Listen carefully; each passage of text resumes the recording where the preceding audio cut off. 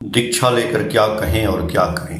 एक व्यक्ति ने श्री ठाकुर जी से पूछा कि मैंने गुरु के लिए दीक्षा ली है, अब सोचना बोलना और करना आवश्यक है, मैं लोगों से क्या कहूं और क्या करूं। श्री ठाकुर जी ने बोला कि जिससे लोगों के अस्तित्व का संवर्धन हो, विकास हो, वही लोगों से कहो। प्रत्येक व्यक्ति के स्वभाव के अनुरूप यदि परिवेश उन्नत नहीं होगा तो तुम्हारी भी उन्नति नहीं होगी। तुम्हें अपना शारीरिक और मानसिक पोषण उन्हीं से प्राप्त करना है, इसलिए वे जिससे सत और सात्विक होंगे तुम्हारे लिए उतना ही बेहतर होगा, उससे तुम्हें जीवनदायी शक्ति मिलेगी।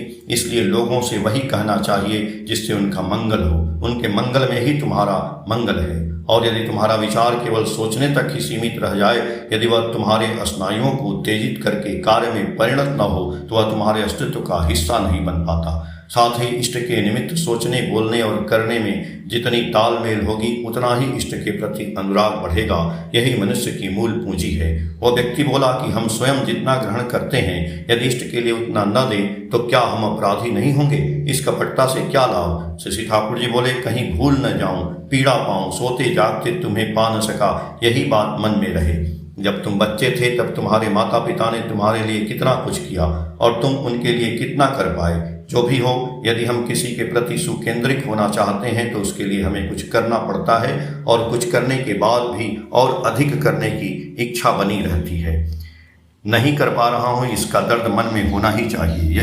इसी व्याकुलता में तुम जब जिसे जो भी दोगे उसे उससे संतुष्ट करने की कोशिश करोगे। असल बात है तृप्त करना। यदि तुम आंतरिक हो, सच्चे हो, तो आशय के अनुरूप न दे पाने पर पीड़ा होगी ही, और इस पीड़ा से बचने के लिए ही तुम तब और अधिक बढ़ाते जाओगे और अधिक देते जाओगे। इसी से योग्यता बढ़ेगी।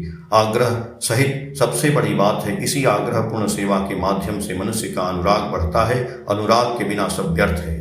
भोजन के अनुपात में नहीं दे पा रहा हूँ, इस बहाने कुछ भी न देने से बेहतर है कि 2 डंठल साग ही दे दिया जाए। इस तरह से खुश कण जो भी थोड़ा बहुत उपलब्ध हो, देने के माध्यम से ही कितने के लिए यदि मन में व्याकुलता न हो तो विकास नहीं होगा। विकास के मूल में ऐसा ही आग्रह और पीड़ा होती है, वही पीड़ा उसके प्रगति के मार्ग पर ले जाती है। वो व्यक्ति बोला कि जो सामर्थ्य होने के बावजूद इष्टवृत्ति नहीं बढ़ाते, क्या उन्हें क्षति नहीं होगी? श्री ठाकुर जी बोले, करते करते ही बढ़ाने की बुद्धि आती है। कहते हैं habit is the second nature. अभ्यास ही दूसरा स्वभाव है। एक फकीर एक घर में भिक्षा मांगने गया, उन्होंने कुछ नहीं दिया। बार बार मांगने पर गृहिणी ने चिढ़कर अंत में एक मुट्ठी राख दे दी। उसे पाकर ही फकीर बोला, यह भी अच्छा है, हाथ तो बढ़ा, अर्थात देने की आदत तो शुरू हुई। जय गुरु।